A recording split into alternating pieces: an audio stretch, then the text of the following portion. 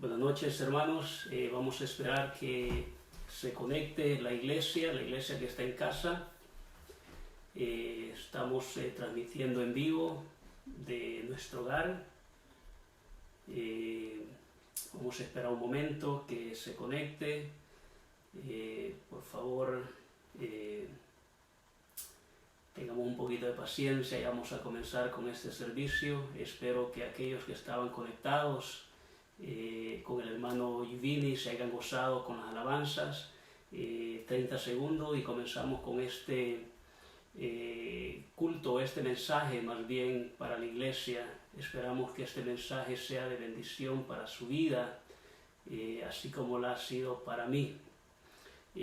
Como usted sabrá, estamos celebrando lo que el mundo se llama más bien entre el pueblo cristiano el Viernes Santo. Estamos en esta semana, Semana Santa, y este día específico muchos cristianos en el mundo nos reunimos, en este caso en nuestros hogares, dado lo que está sucediendo en el mundo, pero estamos celebrando y recordando aquel día glorioso cuando nuestro Señor Jesucristo dio la vida ahí en un madero, dio la vida por usted y por mí para que pudiésemos tener vida eterna. Un pasaje famoso en la Biblia, ¿verdad? San Juan 3:16, que usted lo sabe, y dice: porque de tal manera amó Dios al mundo, que ha dado a su Hijo unigénito, para que todo aquel que en Él cree no se pierda, mas tenga vida eterna. Gracias a ese acto que Jesucristo hizo en la cruz del Calvario, usted y yo podemos tener vida. Jesús dijo: yo he venido a dar vida y a darla en abundancia. Entonces usted que se reúne en su casa con su familia, yo que me estoy reuniendo en casa con mi familia, estamos recordando ese evento de amor. Cuando nosotros éramos más pecadores, cuando más viles éramos, Dios dijo: yo mando a mi Hijo a morir por ti, a morir por tus pecados. Entonces, mis amados hermanos, amigos, tú que nos ves, este no es un día para enfocarnos en una pandemia. Este es el tiempo para voltear a ver al dador de la vida, al Dios Todopoderoso, a Cristo Jesús, y al sacrificio en la cruz que Él hizo para darnos vida a nosotros. Ese es este día, estamos celebrando y recordando ese acto hermoso. Entonces yo quiero enmarcar este sermón o esta enseñanza dándote el trasfondo de lo que estaba sucediendo ese día cuando Jesús murió. Quiero hablarte en esta noche sobre las 7 frases que Jesús dijo en la cruz, y espero que estas frases traigan alguna enseñanza profunda para nuestros corazones, y que por medio de este mensaje haya un cambio en tu vida como lo ha habido en la mía. Pero para enmarcar el contexto de esta historia, de ese día glorioso cuando Jesús murió en la cruz, tú que te sabes la historia, recordarás que Jesús había entrado a Jerusalén unos días antes. Cuando Él entró a Jerusalén, la gente gritaba: Hosana, Hosana, Hosana. Mateo 21:8 recoge la historia y te la leo. Mateo 21:8 en adelante dice: la mayoría de la multitud, cuando Jesús iba entrando a Jerusalén, tendió sus mantos en el camino. Otros cortaban ramas de los árboles y las tendían por el camino. Y las multitudes que iban delante de Él y las que iban detrás gritaban diciendo: Hosana al Hijo de David. Bendito el que viene en el nombre del Señor. Hosana en las alturas. O sea, cuando Cristo entró acá al pueblo, la gente estaba contenta, la gente estaba alegre. Pero eso cambió muy rápido. Así como muchas veces nosotros estamos en fuego, estamos en caliente, estamos con todo y nos apagamos. Cuenta la historia que días después de esta entrada triunfal a Jerusalén, Judas, uno de sus seguidores más cercanos, lo vende por unas monedas, lo va y lo vende con los religiosos. Entonces los religiosos de ese entonces vienen y arrestan a Jesús el día antes de la crucifixión. Seguidamente llevan a Jesús allá donde los líderes religiosos y eventualmente donde Pilato. Y ahí, mientras Jesús está en las manos de Pilato, que representaba el poder romano, Mateo comienza a contar la historia. Mateo 27 y 55 dice, o 25, perdón, respondiendo todo el pueblo, cuando estaba Pilato y Jesús enfrente de él, respondiendo todo el pueblo dijo: su sangre sea sobre nosotros y sobre nuestros hijos. Entonces Pilato soltó a Barrabás, y habiendo azotado a Jesús, le entregó para ser crucificado. Entonces los soldados del gobernador llevaron a Jesús al pretorio y reunieron alrededor de él a toda la compañía, y desnudándole, le echaron encima un manto escarlata y pusieron sobre su cabeza una corona tejida de espinas y una caña en su mano derecha, e hincando la rodilla delante de él, le escarnecían diciendo: salve, rey de los judíos. Y escupiéndole, tomaban la caña y le golpeaban en la cabeza.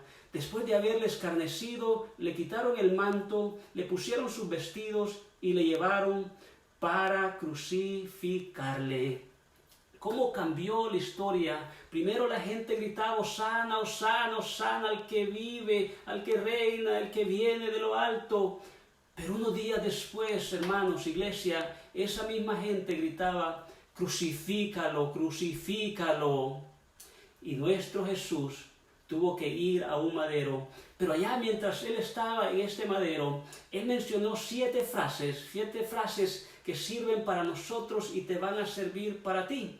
Entonces Jesús fue clavado en un madero, con un criminal a un lado, otro criminal al otro lado.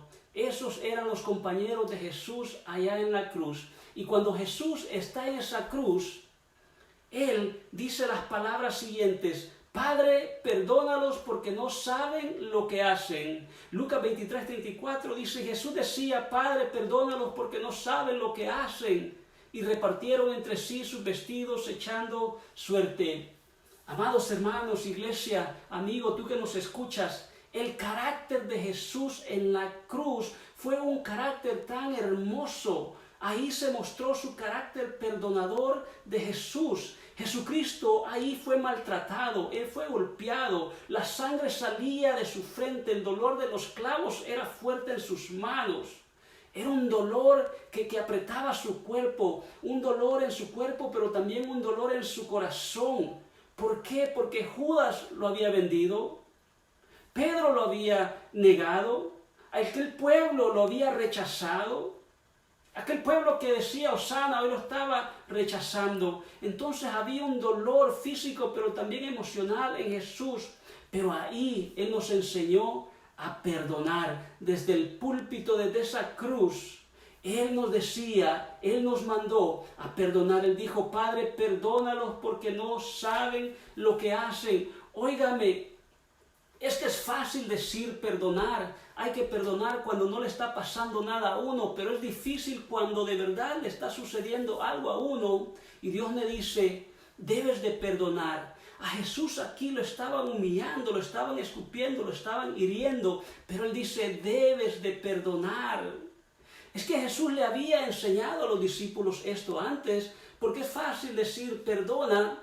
Jesús les dijo a los discípulos: perdona. Oye, amen a sus enemigos, oren por quienes los persiguen, les había dicho. Cuando les enseñó la oración del Padre Nuestro, Jesús le había enseñado a sus discípulos a orar de la siguiente manera, dice la Biblia: Padre, perdona nuestros pecados, así como nosotros también perdonamos a quienes nos ofenden. ¿Qué nos está enseñando Jesús en la cruz, amados hermanos, iglesia? A perdonar. Amigo, amiga, tú que escuchas, hermano, hermana, tú que estás viendo, ¿ya perdonaste? ¿Has aprendido a perdonar? ¿Estás lista? ¿Estás listo para perdonar en esta noche? Jesús te está diciendo: si tú tienes que perdonar a alguien, lo tienes que hacer. Es que cuando nos dañan, cuando nos maltratan, nuestro corazón se hiere. A otros quizás la sangre les hierve. Se sienten encolarizados, quieren dañar a alguien. Y esos son sentimientos normales. Pero Jesús nos dice que debemos de perdonar. Primera de Pedro 3 dice: no devolviendo mal por mal ni maldición por maldición, sino por el contrario, bendiciendo, sabiendo que fuisteis llamados para que heredéis bendición, porque usted y yo somos objetos de bendición. Nosotros debemos de estar bendiciendo a las personas, no maldiciendo a nadie. En iglesia, el perdonar no es negar que te han dañado. El perdonar es aceptar que nos han dañado, pero que tú estás decidiendo dejar esa carga y tirarla. Debemos de dejar ese sentimiento de lado. De la misma manera que Jesús perdonó en la cruz, hoy nos dice a nosotros que debemos de perdonar a aquellas personas que nos ofenden. Y yo sé que es difícil porque somos humanos. Cristo, puedes decir tú, Él era Cristo, Él era Dios, para Él fue fácil. No, pero Él también fue hombre. Pero tú también lo puedes hacer. Nomás que tenemos que escudriñar nuestro corazón. Mira que hay 3 tipos de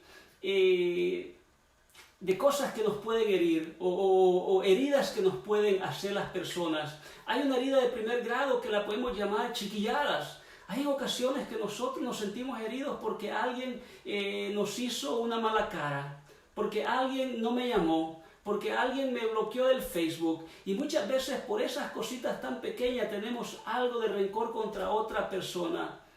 Hermanos, hermanas, amigos, pongámonos serios.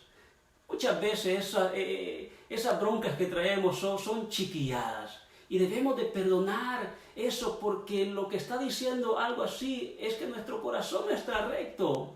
Hay cositas que las tenemos que dejar. ¿Por qué? Porque Dios nos dice. Pero también hay otras heridas que tú puedas tener que probablemente son, digamos, heridas de grado número 2. Y aquellas son aquellas heridas que tú tienes razón de sentirte como te sientes, porque quizás has sido engañada. Porque quizás has sido engañado, quizás hubo una traición, y esas heridas son más difíciles, pero Jesús, estando en la cruz, nos está enseñando que debemos de perdonar esas cosas. Tenemos que cambiar nuestro corazón y perdonar, pero también quizás puede haber una herida más profunda en tu corazón, heridas quizás de grado 3. ¿Cuáles son esas o cuáles pueden ser? Quizás estas son las heridas que tú has perdido un hijo porque alguien lo mató, alguien lo suicidó, o se suicidó su hijo, o alguien le hizo daño. Y esas heridas calan en nuestro corazón. Quizás has perdido algo importante en tu vida a causa de alguien. Esas heridas son más difíciles y cuesta un poco más y te va a costar un poco más, pero poco a poco pídele a Dios que sane tu corazón para que tú puedas perdonar a aquella persona que te ha dañado profundamente tu corazón. Pero también, hermanos, lo que debemos de hacer es aceptar el perdón de Dios. Hay muchas personas allá afuera que andan caminando con una carga porque no se han perdonado. Si Dios ya te perdonó, si tú ya pediste perdón a Dios, no cargues con esa carga. Acepta el perdón de Dios. Acepta tu propio perdón también. Muchas personas no nos perdonamos a nosotros mismos. Hicimos algo y nos sentimos amargados, nos sentimos mal porque sabemos que hicimos una acción que no fue buena y nos sentimos mal. Pero si tú ya confesaste tus pecados, si ya le pediste a Dios que te perdonare, perdónate a ti mismo. No puedes andar cargando esa carga. Perdónese ese mismo error que usted hizo. No viva amarrada a una carga. Perdone a alguien en esta noche. Pero también Lucas 23:39 dice lo siguiente. Lucas recoge el relato y dice: uno de los malhechores que estaban colgados le injuriaba diciendo: si tú eres el Cristo, sálvate a ti mismo y a nosotros. Él dijo a Jesús, uno de esos que estaban ahí: acuérdate de mí cuando vengas en tu reino. Entonces Jesús le dijo: de cierto te digo que hoy estarás conmigo en el paraíso. La segunda frase que Jesús dijo en la cruz es una palabra de salvación. Esto habla de lo que Cristo estaba haciendo en esa cruz. Pero quizás tú te preguntas, ¿qué es salvación?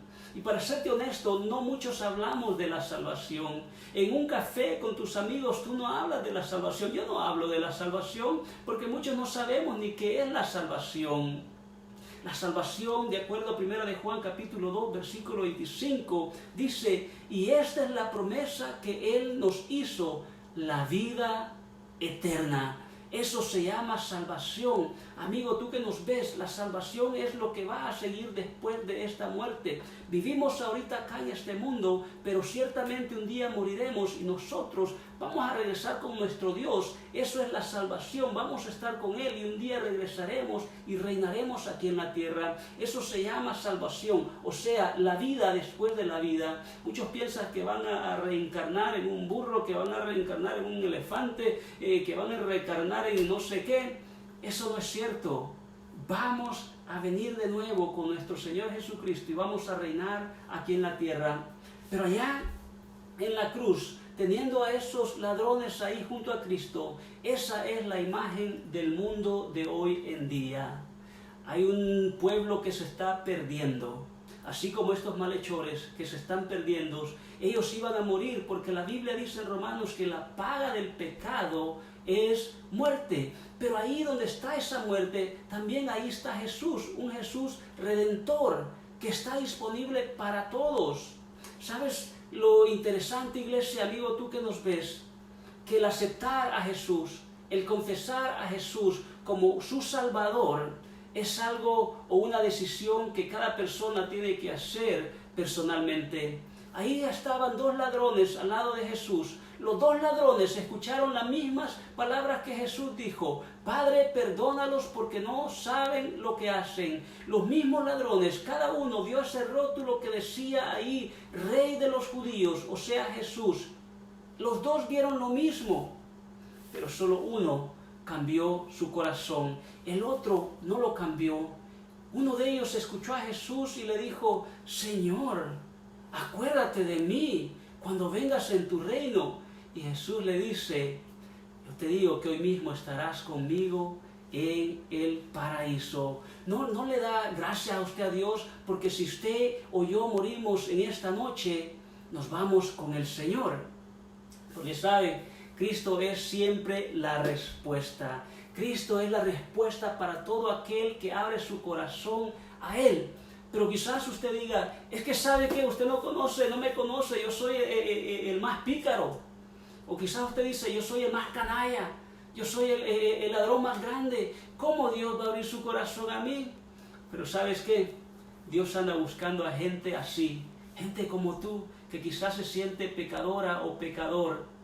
Cristo dijo un día, cuando le preguntaron de quiénes estaban entrando al reino de los cielos, y Jesús dijo que las prostitutas y aquellos que se robaban el dinero del pueblo eran los que iban encabezando la lista para entrar al reino de los cielos. ¿Sabes por qué? Porque las personas que saben que están mal, que aceptan su pecado, que aceptan su error, que abren su corazón para que Cristo pueda entrar en ellos, son las personas que van entrando primeramente al reino de los cielos. Porque esto no se trata de religiosidad. Yo me puedo saber la Biblia, tú te la puedes saber también, pero si no abrimos un corazón para que Cristo vive en nosotros, no vamos a entrar al reino de los cielos. Un día Jesucristo va a venir y dice la palabra de Dios que a los cabritos los va a poner a un lado y a las ovejitas del otro lado. Y muchos dirán: pero Señor, si en tu nombre hicimos esto. Pero es que no se trata, iglesia, de ser una persona religiosa. No se trata de eso. Se trata de abrir el corazón, como lo hizo aquel hombre en la cruz, aquel ladrón que estaba en camino a la muerte. Pero Jesús ahí le dio vida, ahí le dio salvación. ¿Y nosotros qué? ¿Y tú qué? Yo no sé cuál es tu situación en esta noche, pero déjame decirte que Dios está disponible. Quizás tú te creas que estás en una cruz en esta noche. Quizás te sientas que estás en una cruz de enfermedad. O quizás estás en una cruz que no hay dinero. O quizás estés en medio de esta pandemia. Pero ¿sabes qué? En medio de una cruz, en medio de tu cruz, ahí está Jesucristo, dispuesto para escuchar una palabra que diga: Señor, sálvame. Señor, dame la mano. Señor, devuélveme la salud. Cristo, yo te necesito. Dios está disponible para todo aquel que quiera abrir su corazón. Luego, en Juan capítulo 19 está la tercera frase que Jesús dice. Y dice Juan 19, versículo 25 al 27. Estaban junto a la cruz de Jesús su madre y la hermana de su madre, María, mujer de Cleofas, y María Magdalena. Cuando vio Jesús a su madre y al discípulo a quien él amaba, que estaba presente dijo a su madre: mujer, he ahí tu hijo. Después dijo al discípulo: he ahí tu madre. Y desde aquella hora el discípulo la recibió en su casa. ¿Sabe lo hermoso de Jesús? Lo lindo de Jesús, que aun cuando Él está a punto de partir humanamente de este mundo, Él se encarga de que su mamá esté bien cuidada. Le dijo al discípulo amado: he ahí tu madre, o sea, he ahí te la encargo. Pero también Jesús se acordó del discípulo amado, o sea, se acuerda de sus seres queridos, digamos, y le dijo al discípulo amado: oye, he aquí tu madre, o sea, ella es tu madre hoy, él es tu hijo, cuídense. Y este es un gran mensaje para usted, hijo. O sea, si usted tiene a su mamá viva, si usted tiene a su padre vivo, es un mensaje para usted, que cuide de sus seres queridos, o sea, de papá y mamá. Si tienes la bendición de tenerlos a los dos vivos, qué bendición. Y la palabra de Dios nos insta a aquellos que tenemos a nuestros padres, o por lo menos a una mamá, a un papá vivo, que los honremos. Efesios 6, versículo 2 al 4 dice: honra a tu padre y a tu madre, que es el primer mandamiento con promesa, para que te vaya bien y seas de larga vida sobre la tierra.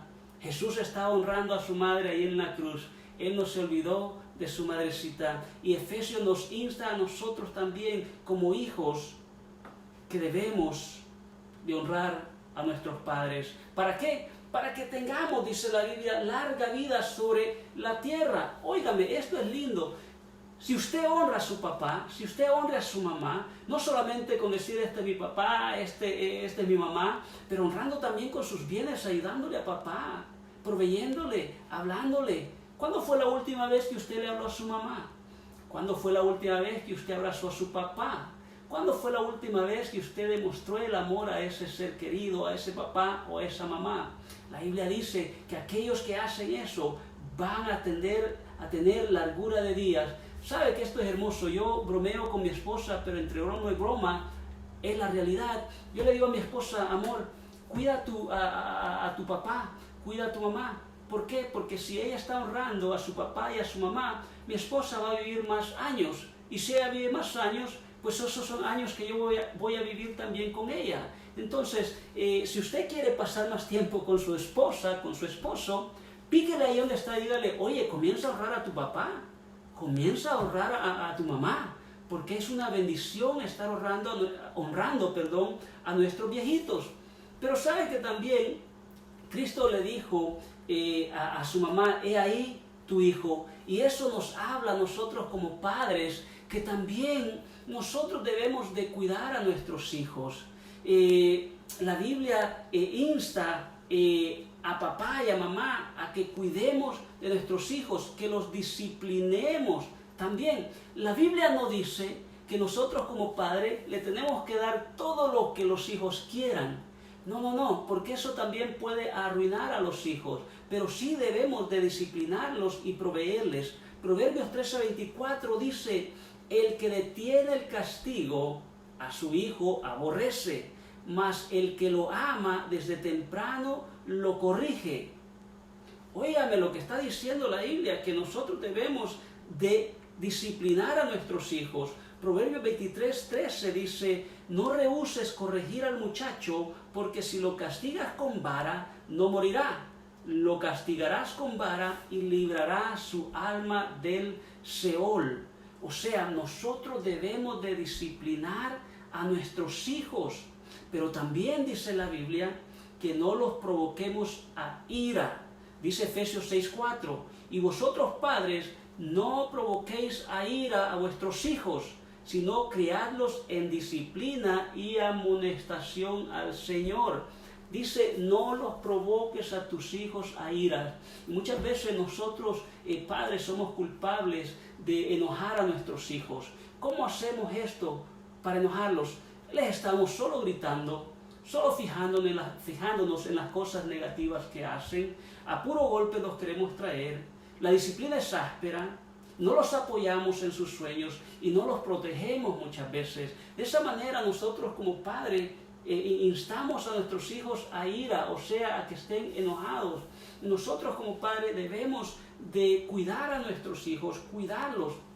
Porque déjame decirte algo, disciplina menos amor es igual a odio, pero disciplina con amor es igual a respeto. Si tú disciplinas a tu hijo, pero también le demuestras amor, vas a ser un papá o una mamá a la cual tu hijo o tu hija va a respetar. Entonces, ¿cómo se hace eso? Lo vamos a disciplinar, pero también le vamos a demostrar el amor. ¿Cómo le demostramos el amor a nuestros hijos? Bueno, pasando tiempo con ellos, tomando el tiempo para conocerlos más, especialmente en estos momentos donde estamos más tiempo en casa. Es el tiempo de conocer y pasar más tiempo con nuestros hijos. No es tiempo de airarlos, no es tiempo de hacerlos enojar, es tiempo de reconectarnos con ellos. Pero ¿saben lo interesante de esa frase que también Jesús dijo? La Biblia menciona que ahí estaba el discípulo amado. O sea, qué chévere, qué lindo es que nosotros podamos decir, yo soy un discípulo amado. Yo soy ese discípulo amado. Y la Biblia no es clara en explicarnos quién es ese discípulo amado.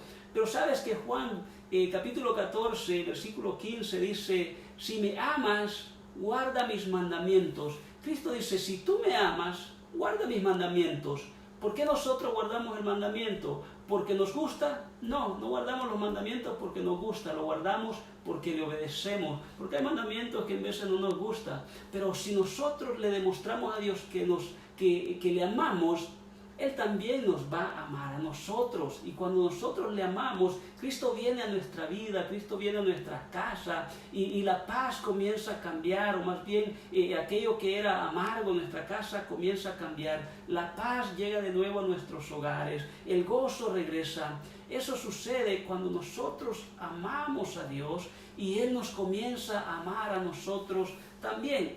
¿Tú crees que en esta noche tú puedes decir, yo soy ese discípulo amado? Yo soy esa discípula amada. Yo quiero ser un discípulo amado. Si tú quieres amar a Dios, Él dice, obedece mis mandamientos. Pero luego, también ahí en la cruz, la cuarta frase se encuentra en Mateo capítulo 27, versículo 46. Dice ahí, cerca de la hora novena, o sea, a las 3 de la tarde más o menos, Jesús clamó a gran voz diciendo, Elí, Elí, lama sabactani. Esto es, Dios mío, ¿por qué me has desamparado? Algunos de los que estaban ahí decían al oírlo, a Elías llama este. La cuarta frase, Dios mío, ¿por qué me has desamparado? Y sabe que esta fue un grito de un hombre fuerte.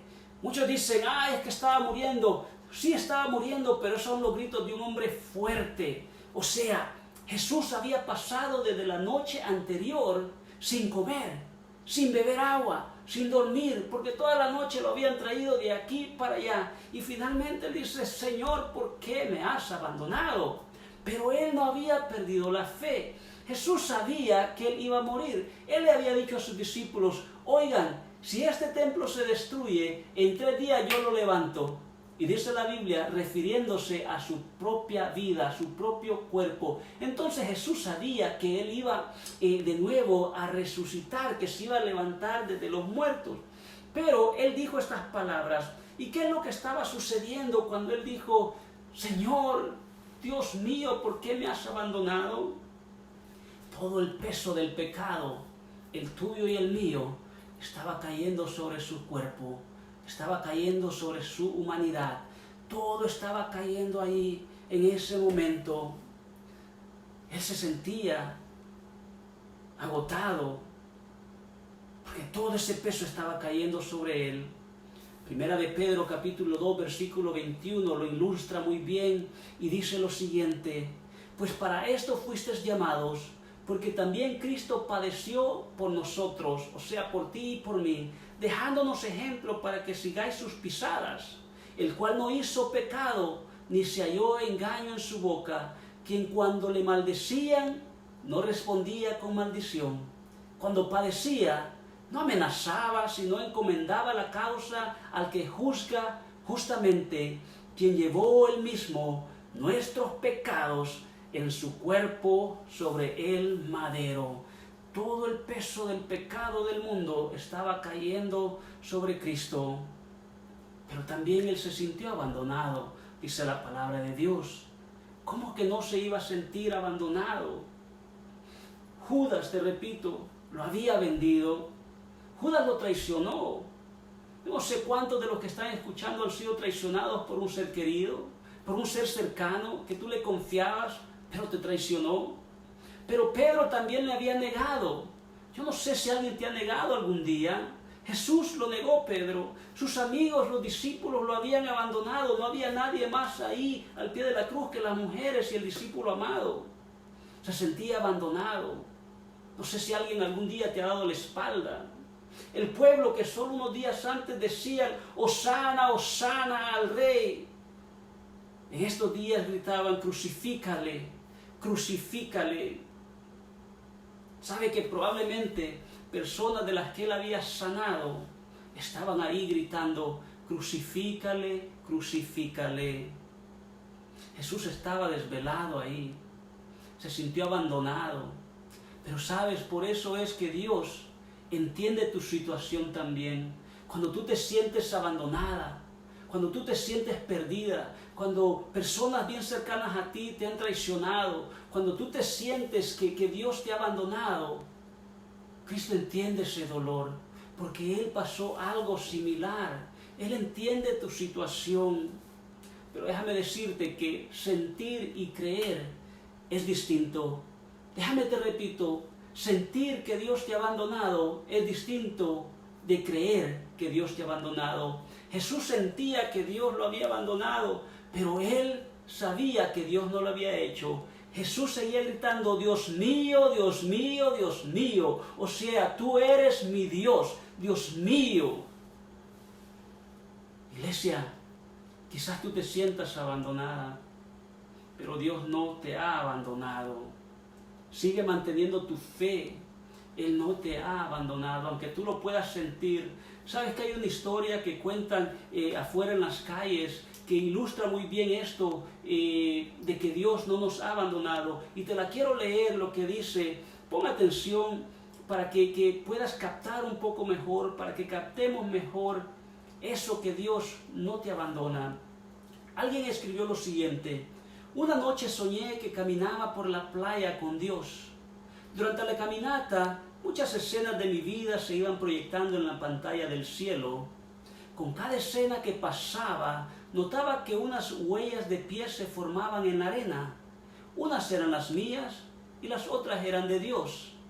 A veces aparecían 2 pares de huellas y a veces un solo par. Esto me preocupó mucho porque pude notar que durante la escena que reflejaban las etapas más tristes de mi vida, cuando me sentía penado, angustiado y derrotado, solamente había un par de huellas en la arena. Entonces le dije a Dios, Señor, tú me prometiste que si te seguías siempre caminarías a mi lado.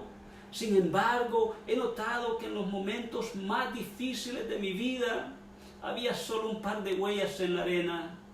¿Por qué cuando más te necesité no caminaste a mi lado? Entonces Dios me respondió, querido hijo, yo te amo infinitamente y jamás te abandonaría en los momentos difíciles. Cuando vistes en la arena solo un par de pisadas, es porque yo te cargaba en mis brazos. Usted ve, iglesia, amigo, que me ves. Dios no te ha abandonado. Él en los momentos más difíciles, Él nos está cargando, Él nos está cuidando, Él nos está proveyendo, Él nos está sanando, Él nos está guiando. Pero tú tienes que también gritar y decir, Dios mío, Señor, sálvame, Señor, ten compasión de mí, porque Él no te ha abandonado. Su oído sigue estando abierto a aquel que le ama, a aquel que está dispuesto a buscar de Él. Él no se ha olvidado de ti. ¿Te has olvidado tú de Cristo? ¿Te has olvidado de Él en estos tiempos? Él te está diciendo, aquí estoy para ti. Clama a mí, yo te responderé y te enseñaré cosas grandes y ocultas que tú no conoces. Él está acá para ayudarte. Juan capítulo 19 recoge la quinta frase de Jesús. Juan 19, 28 dice, después de esto, sabiendo Jesús que ya todo estaba consumado, dijo para que la escritura se cumpliese, tengo sed. Y estaba allí una vasija llena de vinagre. Entonces ellos empaparon en vinagre una esponja y poniéndola en un hisopo, se la acercaron a la boca. Jesús dijo, tengo sed. Desde la noche anterior probablemente él no había bebido agua, no había comido nada, porque Cristo era 100% hombre, 100% Dios, pero en su humanidad él tuvo sed. Él había sufrido bastante. Y déjame decirte que esto habla también a dos tipos de sed. Una sed física, pero también una sed espiritual. Lo que Cristo estaba pasando es que tenía sed física, y esa sed se puede saciar con agua, agua humanamente hablando, con el líquido. Pero también los humanos tenemos otra clase de sed, una sed espiritual. Muchas veces nos sentimos vacíos, muchas veces sentimos que falta algo en nuestra vida.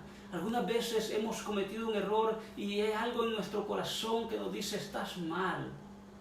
A veces tenemos una sed espiritual que no la sabemos saciar. Y la vida, el mundo, quiere darte vinagre. Lo que se le dio a Jesús es vinagre. El vinagre era un vino viejo. Pero Cristo no te quiere dar un vino viejo. Él quiere darte un vino nuevo. Él quiere darte agua viva. Hay una historia en la Biblia que ilustra esto. Cierto día estaba Jesús, sus discípulos se habían marchado y él estaba ahí a la par de un pozo de agua. Entonces llegó una mujer samaritana, una mujer que relata la Biblia que había tenido 5 hombres, pero ninguno era su marido. Y esta mujer llegó y se acercó donde estaba Jesús. Y Jesús le dice, oye mujer, regálame agua. Y la mujer le dice, oye, tú eres un judío, ¿por qué tú me pides agua? ¿Por qué me pides agua a mí? Y entonces Jesús le responde, Juan capítulo 4, versículo 10, le dice, si conocieras el don de Dios, ¿y quién es el que te dice, dame de beber? Tú le pedirías y él te daría agua viva. La mujer le dijo, Señor, no tienes con qué sacarla y el pozo es muy hondo. ¿De dónde pues tienes el agua viva? ¿Acaso eres tú mayor que nuestro padre Jacob, que nos dio este pozo del cual bebieron él, sus hijos y sus ganados? Respondiendo Jesús le dijo, cualquiera que bebiere de esta agua volverá a tener sed. ¿Escuchaste eso, amigo? ¿Escuchaste eso, hermana? Cristo le dijo a esa mujer, cualquiera que beba de esta agua terrenal volverá a tener sed. Mas el que bebiere del agua que yo le daré no tendrá sed jamás, sino que el agua que yo le daré será en él una fuente de agua que salte para vida eterna. La mujer le dijo, Señor, dame de esa agua para que no tenga yo sed ni venga aquí a sacarla. Esta mujer samaritana estaba sedienta de amor. Esta mujer estaba sedienta de comprensión, tenía sed de compañía, tenía sed de ser respetada, tenía sed de felicidad, pero nada la podía saciar. Y sabes que muchas veces nosotros nos sentimos también así de vacío, tenemos una sed de ser amados, tenemos una sed de ser comprendidos, pero esa sed la saciamos con vinagre, con cosas que el mundo nos quiere dar, o sea, buscando esa agua en las borracheras, buscando esas aguas en otro lado que no nos conviene. Pero Jesús dice, yo te puedo dar de mi agua. A Jesús le ofrecieron vinagre, pero Él no te ofrece vinagre. Él te ofrece agua viva, una agua espiritual que puede saciar ese vacío espiritual que tú sientes en tu vida. Porque cuando bebes del agua del mundo, cuando buscas llenarte con las cosas terrenales, con pecado, Por un momento te sientes llena, por un momento te sientes lleno, pero al día siguiente, a los días venideros, a la semana o quizás al mes, comienzas de nuevo a experimentar un vacío, porque esa sed que tú tienes, esa sed de ser amada, no se puede saciar con algo terrenal, es con algo espiritual. Cristo dijo en Juan capítulo 7, versículo 37, en el último y gran día de la fiesta, Jesús se puso en pie y alzó la voz diciendo, si alguno tiene sed, venga a mí y beba, y el que cree en mí, como dice la Escritura, de su interior correrán ríos de agua viva. ¿Tienes tu sed en esta noche? ¿Quieres tú probar el amor de Dios? Clámale a Él, búscale a Él. Él te quiere dar agua viva. Él te quiere dar de su amor. Él te quiere dar de su paz. Él quiere cuidar de ti. Eso es lo que Jesús estaba haciendo en la cruz cuando se entregó ahí por mí. Él se estaba poniendo en esa cruz para darte vida a ti. Y si Él muere por ti para darnos vida, Él quiere que tengamos una vida y una vida en abundancia. O sea, una vida de paz, una vida de gozo, una vida de amor. Eso es lo que Dios está ofreciendo por medio de esa cruz del Calvario. Pero también Él dijo otra frase. Juan capítulo 19, versículo 30 dice, cuando Jesús hubo tomado el vinagre, dijo, consumado es. Y habiendo inclinado la cabeza, entregó el Espíritu. Jesús dijo, consumado es. El sacrificio final, el sacrificio perfecto por la humanidad. Él dijo, ya, consumado es, se ha hecho, es terminado, es cumplido. Esta no era una frase de derrota, era una frase de victoria, que todo lo que el Antiguo Testamento hacía era nomás una sombra de lo que vendría. Todo el Antiguo Testamento apuntaba a que un Mesías iba a venir y finalmente vino Cristo. Y hoy en la cruz Él dice, consumado es. Isaías 53, versículo 4, habla de una profecía que hablaba del Mesías. Y dice Isaías, ciertamente, hablando de Jesús, ciertamente llevó Él nuestras enfermedades y sufrió nuestros dolores. Y nosotros le tuvimos por azotado, por herido de Dios y abatido. Mas Él herido fue por nuestras rebeliones, molido por nuestros pecados. El castigo de nuestra paz fue sobre Él, y por su llaga fuimos nosotros curados. Todos nosotros nos descarriamos como ovejas, cada uno o cada cual se apartó por su camino, mas Jehová cargó en Él el pecado de todos nosotros. Angustiado Él y afligido, no abrió su boca. Como cordero fue llevado al matadero, y como oveja delante de sus trasquiladores, enmudeció y no abrió su boca. Cristo fue el cordero perfecto, el sacrificio perfecto. Y sabes que aquí dice la Biblia que Él murió en la hora novena. ¿Sabes lo interesante? Que la hora novena tiene ligaduras al Viejo Testamento. Cuando Dios iba a sacar al pueblo de Israel de allá de Egipto, Dios dijo en esa Pascua judía que se llama, que tenían ellos que matar un cabrito y poner la sangre en el marco de sus puertas. Y dijo, y te leo lo que dice acá en Éxodo, dice que el cordero que ellos iban a matar tenía que morir entre la primera tarde y la segunda tarde. Y la primera tarde y la segunda tarde era a las 3 de la tarde, como lo conocemos hoy. Y Jesús, cuenta la Biblia, que Él murió en la novena hora. O sea, Él era ese cordero que debía de ser sacrificado para hoy sí tener perdón de pecado. Por eso Jesús estaba muriendo a esta hora, para llevar todos nuestros pecados. Y Él dijo, consumado es. O sea, Cristo fue el sacerdote, Cristo fue el Cordero, la cruz fue el altar donde este Cordero llamado Jesús se iba a sacrificar, y el fuego que consumía ese Cordero fue el fuego de Dios, y el fruto de este Cordero, el resultado de este sacrificio que Dios hizo, fue el perdonarte a ti y a mí de pecado, para que nosotros podamos tener lo que le llamamos una vida eterna. Pero también, ¿qué es lo que hizo Jesús allá en la cruz cuando Él decía, consumado es?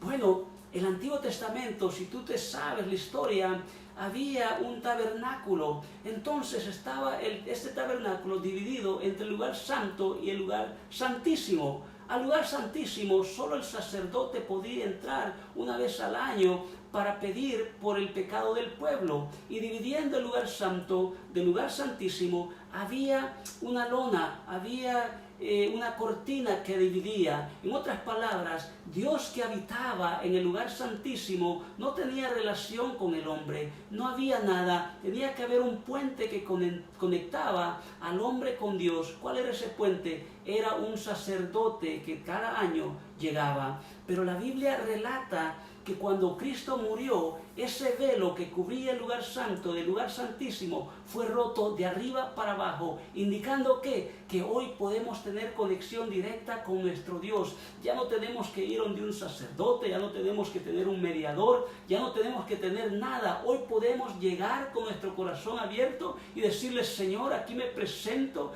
he sido pecador, he hecho algo, o aquí me presento como una ofrenda de alabanza, Señor. Hoy tenemos camino libre para nuestro Señor Jesucristo. Eso es lo que describe Hebreos capítulo 10. Dice: así que, hermanos, teniendo libertad para entrar en el lugar santísimo por la sangre de Jesucristo, por el camino nuevo y vivo que Él nos abrió a través del velo, esto es, de su carne, y teniendo un gran sacerdote sobre la casa de Dios, acerquémonos con corazón sincero, en plena certidumbre de fe, purificados los corazones de mala conciencia y lavados los cuerpos con agua pura. Amigo, tú que ves, hermana, hermano, tú que escuchas, hoy tenemos un camino libre para acercarnos a Dios. No necesitamos ningún puente. Tú en esta noche puedes hablar directamente con Dios. Ahí donde tú estás, Él ahí te está escuchando, porque sus ojos cubren toda la tierra. Él todo lo ve, Él todo lo escucha, Él todo lo sabe. Él conoce lo profundo de tu corazón, Él conoce tu pena, Él conoce tu felicidad, Él conoce lo que tú necesitas. Antes que la palabra sale de tu boca, Él ya la conoce. Pero déjame decirte que Dios quiere que nosotros le hablemos. Él conoce el corazón, Él conoce la mente, pero le gusta que nosotros le digamos: papito, papito, necesito esto. Señor, te necesito. Señor, ten compasión de mí. Porque Él es un hombre, o más bien es un Dios, un ser que le gusta tener comunicación con sus hijos. Para ir cerrando, la última frase en la cruz.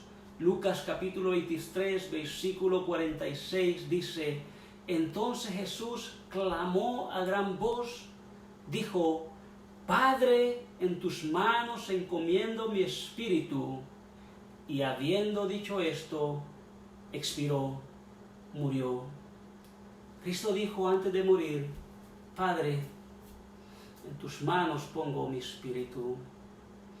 Ya Dios tenía un plan para Cristo, pero la vida de Cristo, 33 años de vida, no fueron fáciles, pero Cristo vivió una vida llena, una vida plena, haciendo la voluntad de su Padre, quebrando barreras que había entre el pacto antiguo y el nuevo pacto.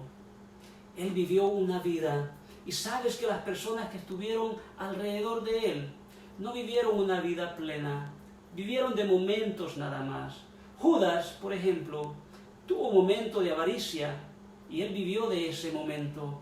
Barrabás tuvo un momento de felicidad donde Pilato lo soltó y el hombre quizás estuvo contento. Vivió de un momento solamente.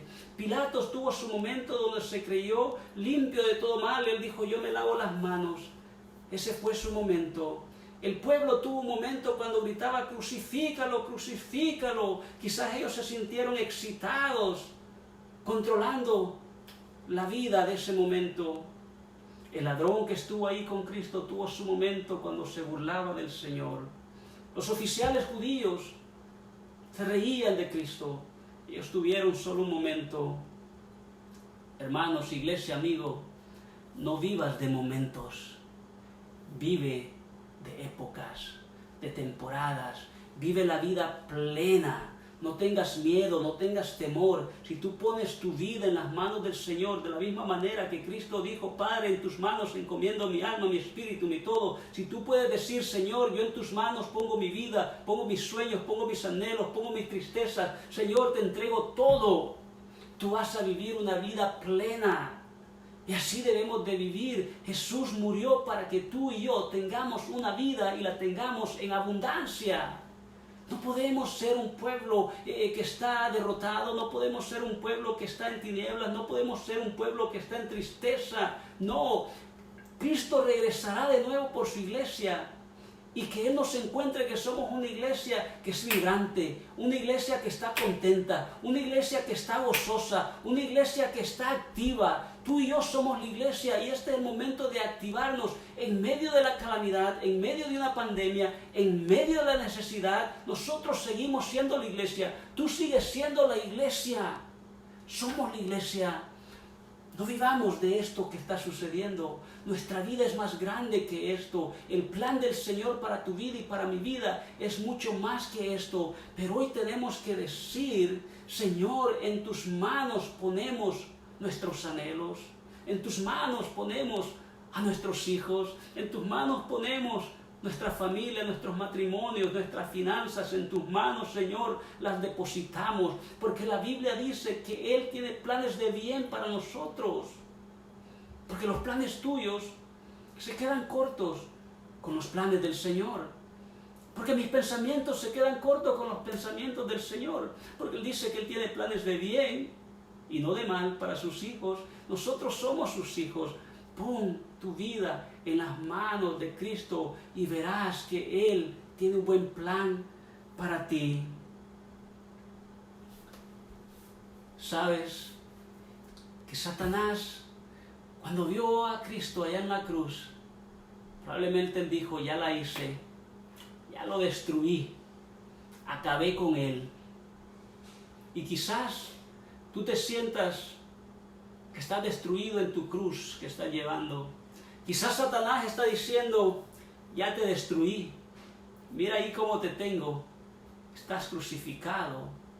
Pero déjame decirte que ahí en la cruz Cristo estaba ganando, Cristo estaba triunfando, porque la cruz ni la tumba lo pudo detener, porque al tercer día, dicen las Escrituras, que Él resucitó, Él se levantó de los muertos y ascendió a los cielos, y allá está sentado a la diestra del Padre, y un día ese Cristo vendrá de nuevo por su iglesia, vendrá de nuevo por ti y por mí, y por eso en esta noche nos alegramos, por eso que hizo Cristo hace miles de años. Espero que tú te estés alegrando en tu casa, que por medio de Él tú puedas tener vida y vida en abundancia. Pero la pregunta queda,